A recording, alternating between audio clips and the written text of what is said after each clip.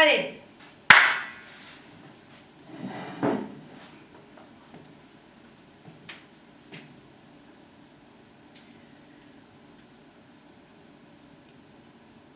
C'est un moment solennel que nous vivons en ce jour.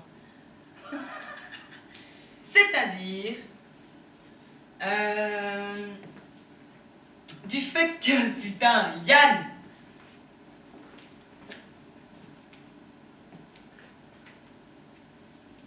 je crois qu'il m'arrive la pire chose pour moi, en tant que femme avec un cerveau d'homme qui pense au sexe plus ou moins toutes les secondes 30, il m'arrive la pire chose qui puisse exister pour un être humain comme moi. C'est-à-dire que j'avais trouvé un modèle que je pourrais qualifier de Turbo 2000. Voilà, j'avais trouvé un modèle, donc il y a l'homme et puis il y a le modèle. Parfait. C'est-à-dire que quand son modèle rentrait dans ma boîte, c'était parfait. C'était un petit peu comme... C'était pas un petit peu, c'était comme deux Legos, vous voyez, deux Legos qui s'emboîtent parfaitement. On n'a même pas besoin de chipoter, non, ça rentre tout seul, comme de Lego, voilà.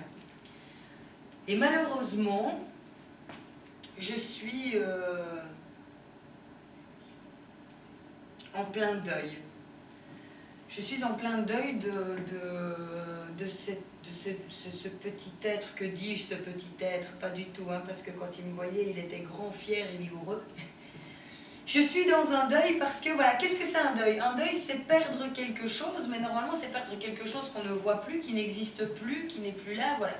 Sauf que ici, en l'occurrence, je dois faire un deuil de quelque chose qui bouge toujours, ça bouge bien, qui vit toujours, et que je risque potentiellement de voir, d'apercevoir de temps en temps, renfermé dans son petit emballage. Malheureusement, je ne le verrai plus comme je veux, voilà.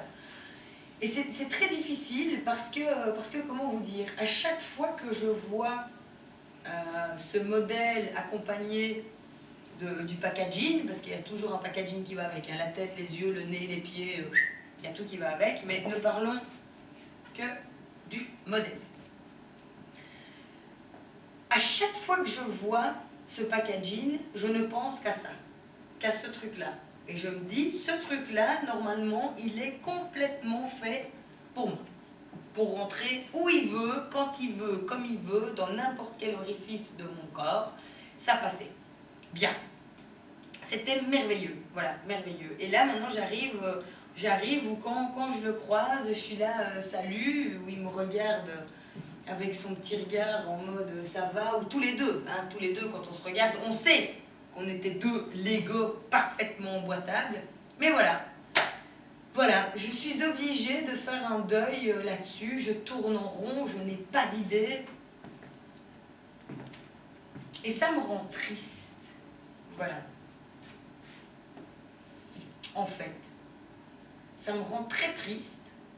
Parce que je me dis que c'est dommage, je crois que c'est clairement la plus belle chose qu'on a inventée. Je crois que c'est la plus belle chose, si effectivement Dieu existe, je crois que c'est la plus belle chose qu'il ait inventée, c'est la sexualité. Et quand deux personnes s'emboîtent parfaitement, je me dis, mon Dieu, mon Dieu, mon Dieu Seigneur, que c'est dommage que ça s'arrête. Voilà, mais ici en l'occurrence c'est le cas, ça doit s'arrêter. Donc comment faire? Alors quand on perd quelqu'un, souvent on va voir un psy, machin et tout, il nous explique, patati patata, ça prend tant de temps, mais on se dit la personne on la verra plus. Donc à un moment donné ça passe. Là en l'occurrence, ce modèle-là, je vais le voir tout le temps. Tout le temps, parce qu'en fait c'est mon voisin, voilà, on habite l'un d'un côté de chez l'autre.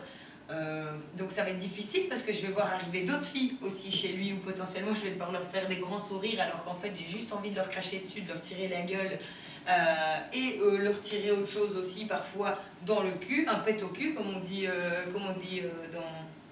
dans les petits villages en France. Et je tourne en rond, sais-tu. Je tourne en rond, Yann. J'essaie de ne pas être vulgaire alors qu'en gros, à chaque fois que je le vois, en fait, voilà, je me dis juste qu'un truc, j'ai envie de mettre ma bouche sur ce truc j'ai envie de m'asseoir sur ce truc. Je suis malheureuse de me dire qu'il ne viendra plus à l'intérieur de moi et je trouve ça dramatiquement triste.